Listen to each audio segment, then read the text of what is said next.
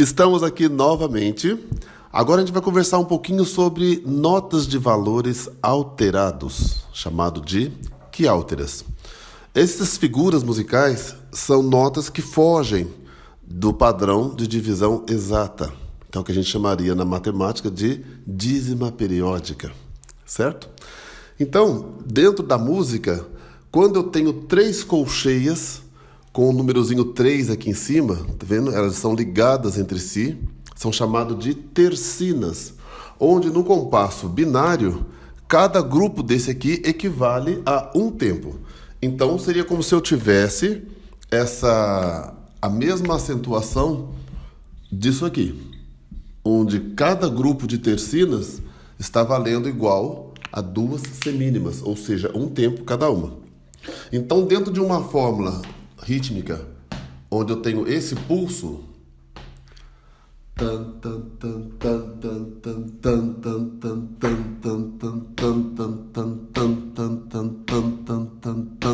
vendo? O primeiro tempo está aqui, o segundo tempo está aqui. Mas se eu for dividir as 3 notas por 1, vai dar uma dízima periódica simples. Então, eu jogo essas 3 notas dentro de um pulso só. Seria como na minha cabeça, eu estaria pensando assim, ó. 1, 2, 3, 1, 2, 3, 1, 2, 3, 1, 2, 3, ok? 3 notas num tempo só. Mas eu posso ter também a quintina. São 5 notas num tempo só. Isso aqui a gente já aprendeu, que é a repetição, então é isso aqui escrito de novo. Então, no primeiro tempo, um grupo de 5 notas, e no segundo tempo, novamente. Só que aí a gente precisa achar alguns truques para a gente aprender a divisão exata, que são ritmos alterados. Na minha época, existia um desenho do Fred Flintstone, lembra? E o jargão do Fred Flintstone, Yabadabadu. Se eu colocar esse jargão dentro do compasso, dá certinho. Yabadabadu, yabadabadu, yabadabadu, yabadabadu, yabadabadu, yabadabadu, yabadabadu, yabadabadu, yabadabadu, yabadabadu. Tá vendo como dá certinho as 5 notas no tempo só e fica igualzinho? Porque se a gente for dividir matematicamente, é dízimas, né? Aí você vai querendo achar tempos na sua cabeça e não vai acontecer. Então você precisa achar algumas linguagens para que você entenda exatamente o ritmo exato. Esse é o da quintina. Esse é o mais complexo, eu acho. Nós temos também a sextina. A sextina é mais fácil porque é mais ou menos um dobrado da tercina. Só que na tercina eu tenho 3 notas num tempo só. Aqui eu tenho 6 notas num tempo só. Então é mais fácil, ó.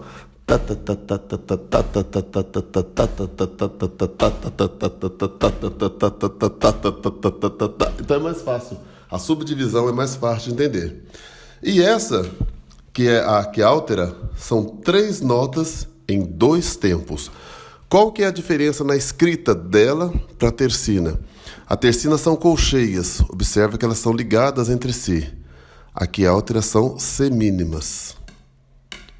Então é mais complicado. Você tem 2 tempos, ó. 1, 2. E nesses 2 eu tenho que colocar essas 3 notas. Tan, tan, tan, tan, tan, tan, tan, tan, tan, tan. Entendeu? Eu não posso fazer tan, tan, tan, tan, tan, ou nem tan, tan, tan, tan. Não é. E nem eu parar na primeira. Tan, tan, tan, tan, tan, tan. Não. Tem que ser exato, ó. Tan, tan, tan, tan, tan, tan, tan, tan, tan, tan. É complicado. Eu sei que eu ralei a beça para pegar isso aqui. Mas é tudo questão de treino, ok? Então essas são as chamadas quiálteras, notas de valores alterados, ok? Agora nós vamos para um outro assunto que é chamado de... Os livros trazem como acidentes musicais. Eu não gosto muito desse termo. E o meu professor de harmonia, maestro Hilton Jorge Valente, da Unicamp, ele também não gostava de usar muito esse termo, né? Acidente, porque até onde a gente entende, acidente não é uma coisa boa, né? E como é que eu posso falar que uma nota tecla preta, no caso do piano, meio tom acima, meio tom abaixo, não é uma coisa boa? Não tem nada a ver, né? Então, eu prefiro chamar de sinais de alteração. mas nos livros você vai encontrar como acidentes, ok? Que são bemol, meio tom abaixo, sustenido, meio tom acima, o B quadro, que vai cancelar o bemol ou o sustenido, e aí nós temos dois bemóis, chamado duplo bemol, dois sustenidos, chamado dobrado sustenido, e o duplo B quadro, ok? Vamos atentar para o que eu vou escrever aqui no quadro. Então, voltando aqui na nossa escrita sobre, então, o sustenido, depois o bemol, que está bem aqui do lado dele, o B quadro, que vai anular o efeito dos dois. Então, veja, aqui nesse sistema, nesse compasso, eu tenho um Ré sustenido. Às vezes a nossa dúvida é, será que o próximo Ré também é sustenido? Se ele está dentro do mesmo compasso, o primeiro Ré não é sustenido, mas o segundo e o terceiro são sustenidos. Eu quero que esse Ré não seja sustenido, que ele volte ao natural. Então veja, o primeiro não é, porque não tem nada na frente dele. A alteração musical, seja ele sustenido, bemol ou B quadro, tem que vir antes da nota, não depois, nem em cima, nem embaixo. É antes da nota, avisando que aquela nota vai ter alguma alteração. Então, portanto, o primeiro aqui é normal. O segundo, sustenido. E o terceiro, que eu quero que volte ao seu estado natural, eu coloco, então, o B quadro. A função do B quadro, então, é tirar o efeito do sustenido. O mesmo acontece com o bemol. Primeiro Ré é bemol, segundo é bemol e o terceiro também, porque está dentro do mesmo compasso. Nessa outra situação aqui, mesma coisa aqui de cima. O primeiro Ré é bemol, o primeiro Ré é natural, o segundo bemol e o terceiro natural por causa do B quadro, ok? Agora, o que a gente vai entender é como que isso acontece aqui no teclado. Então, a nota Dó no teclado, seja ele teclado de piano, acordeon ou escaleta, como é o caso desse instrumento, sempre os grupinhos de 13 duas notas pretas, tá vendo? Ó? Aqui, aqui, aqui, aqui. Sempre vai ser assim. E aonde eu tiver duas notinhas pretas, imediatamente a sua anterior será o Dó. Duas, aqui, duas, aqui, duas, aqui. Ok? Então, se essa aqui é um Dó, a próxima é um Ré. Se eu quero um Ré sustenido, ele vai aumentar em meio tom. Aumentar é para a direita. Então, o Ré sustenido é essa aqui. Ré natural e Ré sustenido. O bemol é para a esquerda. Ré natural e Ré bemol. Ok? Sempre assim. Aí você pode estar perguntando, mas sempre vai ser nota preta? Não necessariamente. Olha só, a nota Mi, Dó, Ré, Mi. Mi bemol, bemol é para a esquerda, então tá aqui. Agora, Mi sustenido, vai ser o Fá, não tem a tecla preta aqui. Tá vendo? Então, Mi sustenido vai ser na mesma tecla do Fá. Ok? Uma outra coisa que a gente precisa observar. Se eu pegar, por exemplo, a nota Ré sustenido, como a gente acabou de aprender, essa aqui, e eu pegar a nota Mi bemol, é a mesma tecla. Ah, mas é a mesma coisa? Não é a mesma coisa. Mais para frente a gente vai entender por que não é a mesma coisa. Mas é a mesma tecla, ok? Então, a digitação de Ré sustenido, por exemplo, e Mi bemol, acaba sendo na mesma tecla, ok? Agora, eu vou desenhar uma outra situação. Espera aí. Então, eu fiz um desenho aqui de uma outra situação para a gente analisar.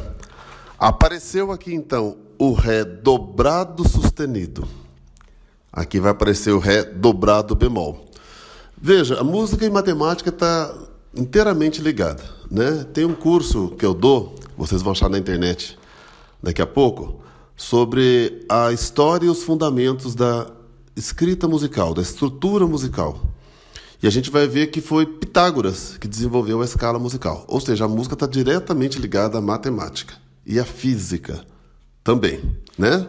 Mas é um outro assunto. A gente chega nele lá, tá bom? Se um sustenido eleva meio tom, vamos pegar a nota Ré, que a gente já está usando bastante. Essa. meio tom, a primeira à direita. Se eu tenho 2 sustenidos, quer dizer que é mais meio tom. Então, se eu estava aqui, vai para cá. Então vai ser um tom inteiro? Vai ser um tom inteiro. Então, o Ré natural e o Ré dobrado sustenido. Vai ficar na tecla do Mi? Ré sustenido é a mesma digitação de Mi. Como eu falei, eu não posso falar exatamente que é a mesma coisa, porque lá na frente, quando a gente for ver um pouquinho de harmonia, a gente vai ver que não é a mesma coisa. Mas é a mesma tecla, é a mesma digitação. Então, igual o sustenido, só que ao invés de eu subir meio tom, eu vou subir 2 vezes meio tom, que vai dar um tom inteiro, ok? O mesmo acontece com o bemol. O Ré, se fosse um bemol aqui, à minha esquerda, mas tem mais um bemol, então eu vou chegar no Dó. Então, chama-se Ré dobrado bemol. Aí traz a seguinte observação. O primeiro Ré é natural. O segundo, então, um dobrado. E aqui eu coloquei um B quadro. Se eu coloquei um B quadro, ele não vai cancelar este sinal, os 2 meios tons. Ele vai cancelar apenas um bemol. Entende? Mas eu quero que ele volte a ser o natural. Então eu preciso colocar 2 B quadros. Que aí eu vou estar cancelando os 2 sustenidos. Ok? Mesma coisa o bemol. Se eu tiver duplo bemol nesse Ré e colocar um B quadro, eu vou tirar apenas um bemol. Ou seja, um Ré natural, um Ré dobrado bemol, que é a tecla do Dó, e aqui um Ré bemol com um só. Se eu quero que esse Ré volte ao natural como a primeira, então eu preciso colocar 2 B quadros, chamados de duplo B quadro. Ok? Então, essa é a maneira como essas alterações musicais acontecem, que é o que a gente chama, então, os livros trazem como acidente musical. Né? Eu não gosto muito disso, não. Agora, existe uma outra linguagem musical que é chamada de cifras, né? Onde a leitura das notas são representadas por letras do alfabeto. Ok? Eu vou marcar aqui na lousa. Me aguarde aí, peraí. Como eu falei para vocês, eu precisava colocar essa anotação, que é a anotação clássica, que a gente conhece, então, da cifragem, onde a letra C é a nota Dó, D é o Ré, E é o Mi, o Fá é facinho, né? Fá de Fá, o G, Sol, o A, o Lá e o B, Si.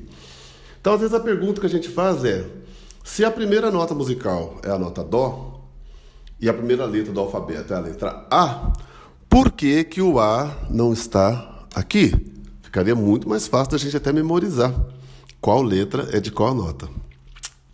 Acontece que um matemático chamado Pitágoras, esse mesmo, que vocês estudaram lá na 5ª série, o Teorema de Pitágoras, né? Uma delícia aquela matéria. Ele que desenvolveu a escala musical. E quando ele desenvolveu a escala musical, a primeira nota que ele encontrou, né, para poder montar a escala, foi a nota Lá. Essa, que ela vibrava 440 vezes por segundo. Ok?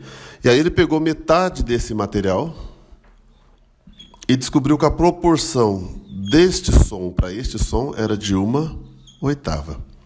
Daí então ele constrói a escala musical. Tom, tom, tom, tom, tom, tom, tom, tom, tom, tom, tom, tom, tom, tom, tom. E essa primeira nota é a nota Lá. Ok? Então a primeira nota musical, na verdade, não é o Dó. A gente aprende Dó, Ré, Mi, Fá, Sol, Lá, Si, Dó, mas não é. A primeira nota musical, na verdade, é o Lá. Mas então por que a gente aprende invertido? Vocês sabem, quando eu for dar o curso de História da Música, vocês vão ver que a igreja, a igreja dominante, ela começa a se envolver com algumas questões políticas, que não era função da igreja, né? Questões científicas, que não era função da igreja, enfim. E aí quando chega no século XIII, a igreja resolve inverter a ordem das notas musicais, graças a um monge italiano chamado Guido de Arezzo. As pessoas antigamente elas eram conhecidas pela localidade em que elas moravam. Então, esse Guido Arezzo era a região. Arezzo. Era a região que ele morava. E ele era o responsável pela música litúrgica, ok? E aí ele foi fazer um hino a São João Batista com a inicial de cada uma dessas notas em latim, que era a língua mater. Acontece que, do jeito que ele inventou, não dava certo. Aí, em vez dele mudar o que ele inventou, ele inverteu as notas. Aí deu certo. E aí ficou invertido até hoje, ok? Por isso que quando você vai afinar um instrumento, você não pede a nota dó, você pede o lá. Dá um lá aí pra mim. Tem. Não é isso? Se você tirar o telefone do gancho e colocar no ouvido, tu, tu, tu, tu, é a nota lá. Por isso que o diapasão, esse aparelhinho aqui, ele vibra em cima da nota lá. Então eu vou colocar ele aqui na lousa e nós vamos perceber o som da nota lá. Veja.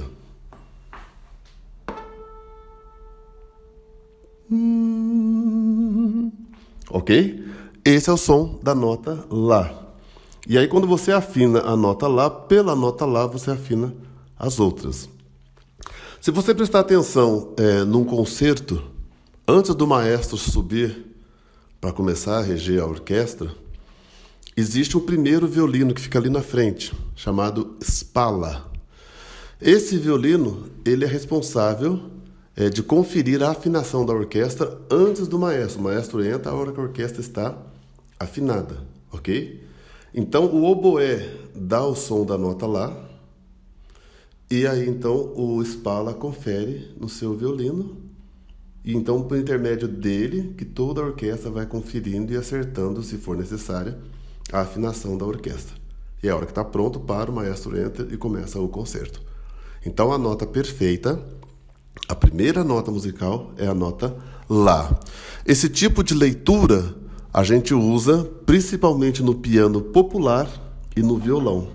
Então, onde todas essas cifras, chamadas de acordes também, elas são acrescidas de letras, geralmente a letra M, e alguns números, que são alterações que acontecem dentro da estrutura desses acordes, que a gente vai ver lá para frente, quando a gente for ver campo harmônico.